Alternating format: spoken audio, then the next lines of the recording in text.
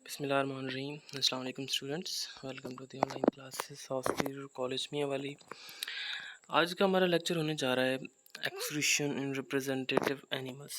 मतलब different animals के अंदर हम एक्सक्रीशन का प्रोसेस जो है वो स्टडी करेंगे। उससे पहले हम प्रीवियस लेक्चर में हमारा जो एक टॉपिक था छोटा सा जो मिस हो गया था उसको हम देख लेते हैं बुक से और समराइज़ कर लेते हैं, आपकी रिवीजन भी हो जाएगी। तो सबसे पहले हम उस टॉपिक की तरफ चलते हैं जो लास्ट हमारा थोड़ा सा स्किप हो गया था।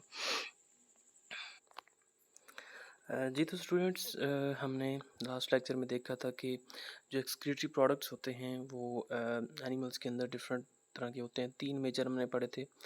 सबसे पहले अमोनिया की हमने बात की थी कि ये सबसे ज़्यादा टॉक्सिक होता है क्योंकि ये बहुत इजीली डिज़ोल्व हो जाता है हमारे जो बॉडी फ्लूइड्स होते हैं उनके अंदर।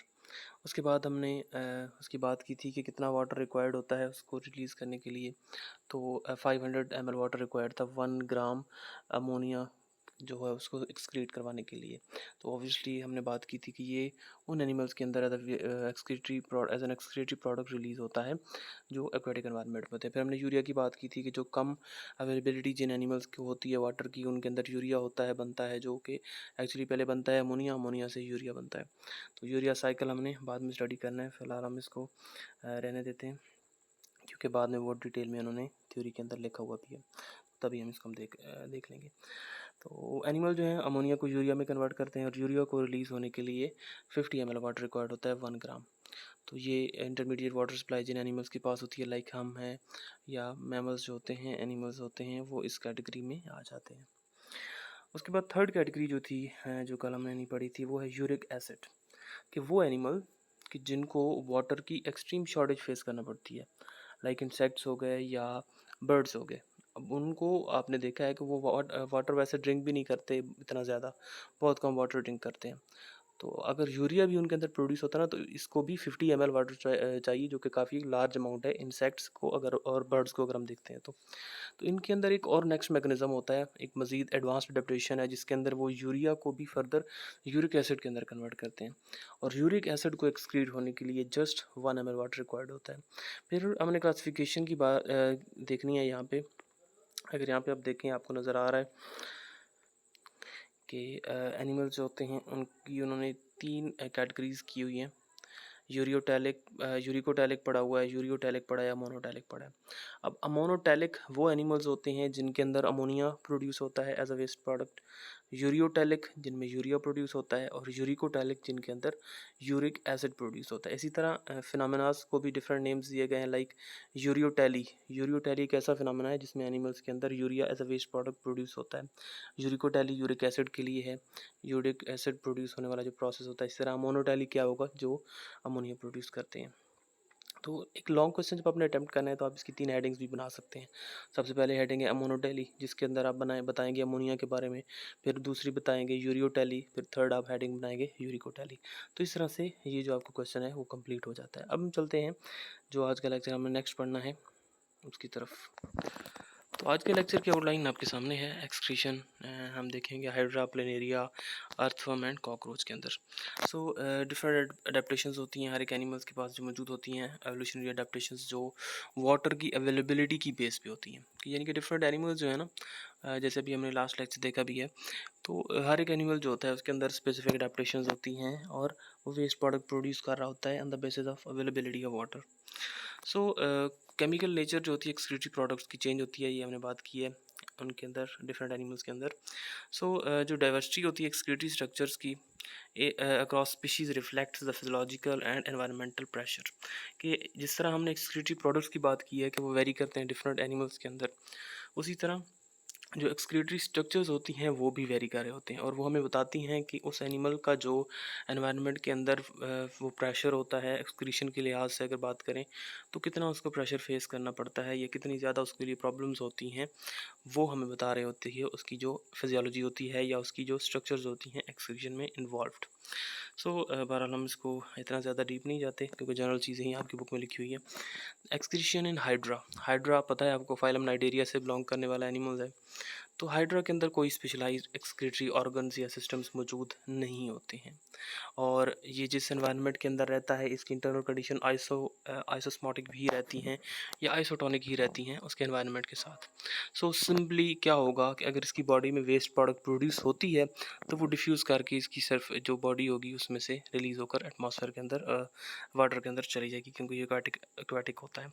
सो ये मेथड जो होता है स्मॉल एनिमल्स जो होते हैं उनके लिए एफिशिएंट होता है। तो इनके अंदर भी सिंपल डिफ्यूजन के थ्रू ही वेस्ट मटेरियल रिलीज़ होकर बॉडी से बाहर चला जाता है। दूसरे हैं प्लेनेरिया। प्लेनेरिया फाइलम प्लेटियलमिंथिस या फ्लैटवर्म से बिलोंग करते हैं। तो प्लेनेरिया जो है इसके बारे में वैसे आपने पढ़ा हुआ भी है कि एक फ्रेश वाटर में रहने वाला ऑर्गेनिज्म होता है। अब इसके अगर एक्सक्रीटरी स्ट्रक्चर को देखते हैं तो ये आपकी बुक के अंदर भी डायग्राम बनी हुई है, आपको क्लियरली नज़र आता है। अब यहाँ पे नज़र नहीं आ रहा, लेकिन आपकी बुक में जो डायग्राम है अगर आप उसको गौर से देखेंगे ना तो उसके अंदर ये एक नेटवर्क ऑफ ट्यूब्यूल्स इसकी बॉडी के अंदर मौजूद होता है, इधर भी और इधर भी। और ये जो नेटवर्क ऑफ ट्यूब्यूल है ना इसको हम बोलते हैं प्रोटोनेफ्रिडिया। ठीक है, प्रोटोनेफ्रिडिया क्या है कि ये एक ट्यूब्यूल्स का एक नेटवर्क होता है, डेंस नेटवर्क, जो कि इनकी बॉडी के अंदर मौजूद होता है। और ये इसको हम प्रोटोनेफ्रिडिया बोलते हैं। और प्रोटोनेफ्रिडिया किसके लिए हैं? They are excretory structures. So इनके बारे में हम पढ़ लेते हैं। सबसे पहले इन्होंने बात की है कि प्रोटोनेफ्रिडियम क्या होते हैं, जो हमने देख लिया डायग्राम से। सो एक क्लोज ट्यूब्यूल्स का, ऐसे नहीं है कि इंटरनल इनकी कोई ओपनिंग्स होती हैं, इनकी इंटरनल कोई ओपनिंग नहीं होती हैं, ये क्लोज डक्ट्स होती हैं। लाइक इनके जो इंटरनल एंड्स होते हैं ना यहाँ पर शो हो रहे हैं, तो ये कोई ओपन नहीं होते हैं। यहाँ पे आपको क्लियरली नज़र आ रहा है कि इनकी इंटरनल क्लोज्ड जो होती हैं स्ट्रक्चर्स वो होती हैं। मतलब ऐसे नहीं है कि अगर सपोज करें कि इनका वेस्ट यहाँ पर इनका जो बॉडी फ्लूइड्स मौजूद हैं उनमें सिर्फ जो इन्होंने वेस्ट मटेरियल निकालना है तो उसको निकालने के लिए ऐसे सपोज करें एक ट्यूब है, उसमें से ओपन एंड होगा जिसके थ्रू वो उनकी बॉडी के अंदर उनकी जो एक्सक्रीटरी सिस्टम है उसके अंदर वेस्ट चला जाएगा। ऐसा नहीं होता है, उनकी जो एंड्स हैं वो बिल्कुल ही ऐसे क्लोज्ड होते हैं। So at the terminal end of each branch, और जो एंड की हमने बात की है कि इनके जो एंड्स क्लोज होते हैं उन क्लोज एंड्स को हमने क्या नाम दिया है, ये जो आपको नज़र आ रहा है इसको बोलते हैं फ्लेम सेल्स। अब फ्लेम सेल्स जो होते हैं इसको क्यों बोलते हैं, अब यहाँ पर भी डायग्राम थोड़ी सी फील वो हो रही है फील एक फ्लेम की तरह, क्योंकि इनकी जो स्ट्रक्चर होती है ना, अगर फ्लेम सेल्स की इंटरनल स्ट्रक्चर देखें, क्योंकि ये क्लोज एंड्स है ना, तो इनकी इंटरनल जब हम देखते हैं स्ट्रक्चर तो इसके अंदर सीलिया मौजूद होते हैं बहुत सारे यहाँ पर। तो वो सिलिया जब बीट करते हैं, मूव करते हैं, तो बिल्कुल ऐसे ही नज़र आता है जैसे एक फ्लेम जो होता है ना फ्लिकर कर रहा होता है, यानी कि एक भड़कते हुए शोले की तरह ही वो शो हो रहे होते हैं। तो इसी वजह से ना इन सेल्स को नाम दिया गया है फ्लिकरिंग फ्लेम उसका फ्लेम सेल्स का। सो द रिदमिक बीटिंग जो होती है वो फ्लिकरिंग फ्लेम की तरह होती है जो हमने बात की है। So the tubules eventually drain into excretory ducts that open to the outside through multiple nephridopores। अब यहाँ पर उन्होंने क्या बताया कि जो ये नेटवर्क होता है ना, यहाँ पे उसकी इंटरनल जो क्लोज ओपनिंग्स होती हैं, क्लोज स्ट्रक्चर्स होती हैं, ये टर्मिनल एंड्स होते हैं, उनको हमने कहा है फ्लेम सेल्स। अब फ्लेम सेल्स क्या करेंगी, अब सपोज करें हम ये हमारे सामने जो फ्लेम सेल मौजूद है ये वाला, इसके आसपास ना यहाँ पर सारा वो वेस्ट मटेरियल मौजूद होता है, सॉरी बॉडी फ्लूइड मौजूद होते हैं जिनके अंदर वेस्ट मटेरियल होता है। अब होगा क्या, उस फ्लूइड में से जो वेस्ट मटेरियल होगा वो डिफ्यूज़ करके सीधा इसकी बॉडी के अंदर जाएगा, यानी कि सेल के अंदर जाएगा, और जो सीलिया है वो बीट करेंगे, इसको आगे पुश कर देंगे या प्रोपेल कर देंगे फ्लूइड को, और वो इन ट्यूब्यूल्स में आएगा। अब यहाँ पर अगर आप देखें तो ये फ्लेम सेल्स हैं, तो इधर से इन एक्सक्रीटरी डक्ट्स के अंदर वो वेस्ट मटेरियल आ जाता है। अब वो एक्सक्रीटरी डक्ट्स कहाँ पर ख़त्म होती हैं, ये पूरी इसकी बॉडी के अंदर यहाँ तक फैली हुई है। इनकी जो इंटरनल स्ट्रक्चर्स की हमने बात की है, जो वेस्ट मटेरियल को बॉडी फ्लूइड से रिमूव करती हैं, उनको हमने फ्लेम सेल्स कहा है। अब वो फिर वेस्ट मटेरियल को सीधा भेजेंगे एक्सक्रीटरी डक्ट्स के अंदर। एक्सक्रीटरी डक्ट्स जाती हैं सरफेस की तरफ, उनकी बॉडी की सरफेस की तरफ, और बॉडी की सरफेस के ऊपर उनके पोर्स मौजूद होते हैं, उन पोर्स को बोलते हैं नेफ्रिडियो पोर्स। और फिर उन्हीं पोर्स में से ये जो वेस्ट मटेरियल होता है निकल कर बॉडी से बाहर चला जाता है। तो ये थी प्रोटोनेफ्रिडिया या नेटवर्क ऑफ ट्यूब्यूल्स, जो कि मौजूद होते हैं प्लेनेरिया के अंदर एज एन एक्सक्रीटरी सिस्टम या एक्सक्रीटरी स्ट्रक्चर्स। सो फ्लैटवर्म्स के अंदर यूरिन कंसनट्रेशन का ही प्रोसेस बता रहे हैं। वैसे हमने डिस्कस कर ही लिया है कि कैसे यूरिन बनता है उनके अंदर। एक्सेस वाटर जो हो गया, जो अगर डाइल्यूट कंडीशंस हैं तो फ्रेश वाटर में क्योंकि ये रहते हैं ना, तो ये डाइल्यूट यूरिन प्रोड्यूस करते हैं, मतलब वाटर ज़्यादा होता है और साल्ट्स बहुत कम निकालते हैं अपनी बॉडी से। सो अगर इन कंट्रास्ट बात करें तो अगर ये बॉडी किसी होस्ट की बॉडी के अंदर मौजूद होते हैं, क्योंकि ये जो होते हैं समटाइम्स एज अ पैरासाइट भी काम करते हैं। कुछ जो फ्लैटवर्म्स होते हैं उनकी बात हो रही है, तो उस टाइम पे ये आइसोटोनिक रहते हैं, यानी कि जो होस्ट की बॉडी का इंटरनल एनवायरनमेंट होगा बिल्कुल यही वही इनकी बॉडी के अंदर होंगी। सो इस तरह के जो फ्लैटवर्म्स होते हैं उनके अंदर जो प्रोटोनेफ्रिडियल सिस्टम होता है, उसका मेन काम क्या है कि उनकी जो प्रोटोनेफ्रिडिया के अंदर वेस्ट बन रहा है उसको निकाल कर होस्ट की बॉडी के अंदर ट्रांसफ़र कर देना। उसके बाद है अर्थवर्म। अब अर्थवर्म और प्लेनेरिया, जो अर्थवर्म है ना, इसके अंदर भी नेटवर्क ऑफ ट्यूब्यूल्स होता है, बट इसकी अगर हम डायग्राम यहाँ पे देखें, अब अर्थवर्म का आपने पढ़ा हुआ है कि ये सेगमेंटेड वर्म्स होती हैं, उनकी बॉडी के डिफरेंट सेगमेंट्स बने हुए हैं। जैसे सपोज करें ऐसे है तो इनकी बॉडी में ऐसे सेगमेंट्स बने होते हैं, हमने राउंड बना लिया हमने, आप ऐसे भी कर सकते हैं। सपोज करें ये इस तरह से सेगमेंटेड बॉडी होती है उनकी, जो अर्थवर्म होते हैं। अब यहाँ पर उन्होंने थोड़ा सा शो करवाया हुई भी है, जैसे एक सेगमेंट है, ये नेक्स्ट सेगमेंट है, और ये मेन सेगमेंट है जो हमने स्टडी करना है। तो उनके जो सेगमेंट्स होते हैं ना, हर एक सेगमेंट के अंदर एक नेटवर्क ऑफ ट्यूब्यूल मौजूद होता है, जिस तरह प्रोटोनेफ्रिडिया था ना, बस प्रोटोनेफ्रिडिया से थोड़ा डिफरेंट होता है। यहाँ पर हम इसको बोलते हैं मेटानेफ्रिडिया। तो वो नेटवर्क थोड़ा और था उसके अंदर फ्लेम सेल्स से, इसके अंदर ऐसा कुछ भी नहीं होता है। ये सिंपल एक समझे कि इस तरह से एक ट्यूब्यूल सी, कन्वोल्यूटेड ट्यूब्यूल सी होती है, जिसकी इंटरनल ओपनिंग होती है। उनकी इंटरनल ओपनिंग्स नहीं थी क्लोज्ड एंड से, इनकी इंटरनल ओपनिंग्स होती हैं, और उनकी इंटरनल ओपनिंग्स को हमने क्या नाम दिया है, यहाँ पर आप देखें नेफ्रोस्टोम्स बोलते हैं या नेफ्रीडियोस्टोम बोलते हैं उसको। तो इंटरनल सिलिएटेड, यहाँ पर सिलिया लगे हुए होते हैं, जो कि इनके इस सेगमेंट के अंदर जो फ्लूइड होगा उसमें से वेस्ट को सीधा प्रोपेल कर देंगे इस ट्यूब के अंदर। अब क्या होगा, वेस्ट इनकी ट्यूब्स में से पास होता जाएगा। अब देखें काफ़ी ज़्यादा ये एक समझे कि फोल्ड्स बने हुए हैं इसके, और इन फोल्ड्स में से वो जो मटेरियल होगा जो रिमूव किया गया है बॉडी फ्लूइड से, वो पास होगा। अब उस मटेरियल के अंदर यूज़फुल सब्सटेंसेस भी मौजूद होती हैं। अब उन यूज़फुल सब्सटेंसेस को ज़ाया होने से बचाने के लिए यहाँ पर एक और चीज़ मौजूद है, जो कि कैपिलरी नेटवर्क है। अब कैपिलरी नेटवर्क का क्या काम है, हमने बात की है ना कि नेफ्रिडियोस्टोम्स में से मटेरियल पास होकर जा रहा होता है ट्यूब्यूल्स में से। अब उन्हीं ट्यूब्यूल्स के आसपास मौजूद हैं कैपिलरीज।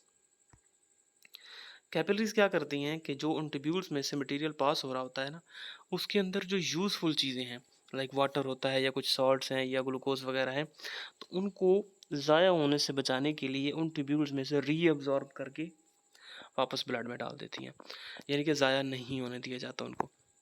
तो इस तरह से जैसे जैसे वो आगे पास होता जाता है मटेरियल, वो उसमें से यूज़फुल चीज़ें निकलती जाती हैं और पीछे सिर्फ वेस्ट मटेरियल ही बचता जाता है। और फाइनली जब वो पहुंचता है यहाँ पर नेफ्रिडियोपोर पे, तब तक उसके अंदर उसमें से यूज़फुल चीज़ें निकल चुकी होती हैं और सिर्फ वेस्ट बच चुका होता है।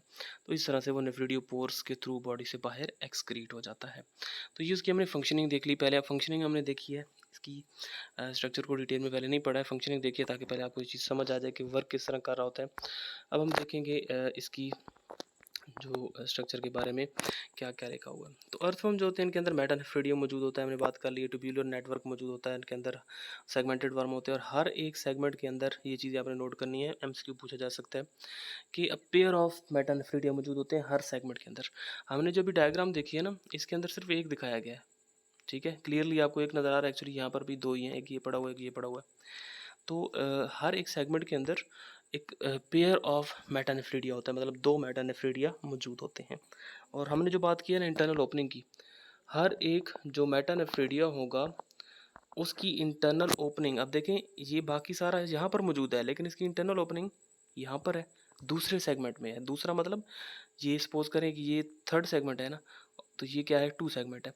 तो इस मेटानेफ्रिडिया जो होंगे, जो सेगमेंट 3 के अंदर मौजूद हैं, इनकी इंटरनल ओपनिंग जो होंगी वो जो सेकंड सेगमेंट होगा, यानी कि अपने से पहले वाले सेगमेंट के अंदर इनकी इंटरनल ओपनिंग्स मौजूद होती हैं। सो फंक्शनिंग हमने स्टडी कर ली है। यहाँ पर जो लिखा हुआ है, इंटरनल ओपनिंग जो होती है नेफ्रोस्टोम्स जो होती हैं वो सिलोमिक कैविटी के अंदर या बॉडी कैविटी के अंदर मौजूद होती हैं, और वहाँ से मटेरियल को अब्जॉर्ब करती हैं या ट्रांसफ़र करती हैं ल्यूमेन के अंदर।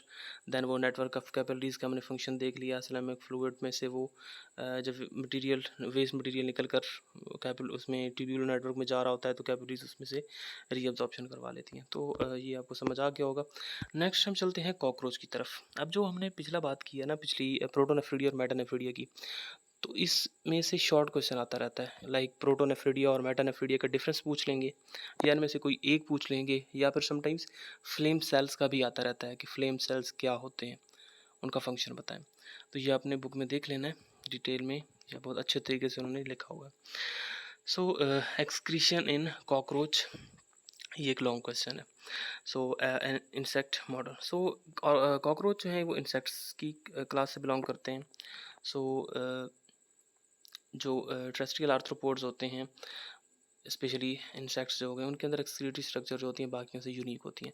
हमने आज के लेक्चर के स्टार्ट में देखा है, हमने बात की है कि जो बर्ड्स और इंसेक्ट होते हैं ना, उनके अंदर वेस्ट मटेरियल ऐसा प्रोड्यूस होता है जिसको वाटर बहुत कम चाहिए, जस्ट 1 ml वाटर रिक्वायर्ड होता है, और वो कौन सा था, वो होता है यूरिक एसिड। तो इनके अंदर भी यूरिक एसिड प्रोड्यूस होगा। इनके अंदर एक्सक्रीटरी ऑर्गन जो है वो मेजर होते हैं मेल्फिजियन ट्यूब्यूल्स, जो कि इनके हीमोलिम्फ के अंदर, हीमोलिम्फ समझे कि जिस तरह हमारे अंदर ब्लड है ना, उनके अंदर लिम्फ होता है, तो लिम्फ के अंदर मौजूद होते हैं। उनकी जो बॉडी के अंदर कैविटीज़ होती हैं, जिनको साइनसिस का नाम दिया गया है, उनके अंदर फ्लड वो इस तरह का फ्लूइड जो होता है वो मौजूद होता है, और उसी फ्लूइड के अंदर वेस्ट मटेरियल सारा, या जो भी चीज़ उनको ज़रूरी होती है वो भी उसी के अंदर ही मौजूद होती है। अब इसकी अगर हम स्ट्रक्चर की बात करें, यहाँ पे आप देखें, अब अगर आप गौर से देखते हैं ना, तो यहाँ पर आपको छोटी छोटी ट्यूब्यूल्स नज़र आ रही हैं येलो कलर की, यही एक्चुअली है मेल्फिजियन ट्यूब्यूल्स। अब इन मेल्फिजियन ट्यूब्यूल्स के आसपास जो है ना, सारा वो हीमोलिम्फ मौजूद होता है। उस हीमोलिम्फ के अंदर जो है वेस्ट मटेरियल होता है, ठीक है। अब उस वेस्ट मटेरियल को निकाल कर बॉडी से बाहर भेजना है। लेकिन कॉकरोच की यूनिक चीज़ क्या है कि इनके अंदर स्पेशलाइज्ड एक्सक्रीटरी स्ट्रक्चर्स जो होता है, या एक्सक्रीटरी सिस्टम मौजूद नहीं है, मतलब अकेला। इनका जो एक्सक्रीटरी सिस्टम है ना, वो डाइजेस्टिव सिस्टम के साथ मिला हुआ है। अब ये जो आपको नज़र आ रही है ना, ये डाइजेस्टिव स्ट्रक्चर हैं इसकी, ठीक है। यहाँ पर माउथ है, ये उसका वो गिजट वगैरह यहाँ पर आ जाता है, इसोफेगस जो होता है यहाँ पे, देन ये इसका स्टमक लाइक स्ट्रक्चर होती है जिसको हम क्रॉप कहते हैं, फिर गिजट वगैरह आ जाता है यहाँ पे, और ये इसकी इंटेस्टाइन है। अब उसकी इंटेस्टाइन में से यहाँ पर देखें आप, जो वो ट्यूब्यूल्स जिनकी हमने बात की है, मेल्फिजियन ट्यूब्यूल्स, वो निकल रही हैं। अब ये मेल्फिजियन ट्यूब्यूल्स क्या करती हैं, ये इनकी वो जो साइनसेस होती हैं, कैविटीज़ होती हैं, उनमें से जो उनके अंदर फ्लूइड होता है, उस फ्लूइड में से वेस्ट मटेरियल को निकाल कर पहले आता है मेल्फिजियन ट्यूब्यूल्स में। वो मेल्फिजियन ट्यूब्यूल सीधा ओपन होती हैं उनकी इंटेस्टाइन के अंदर।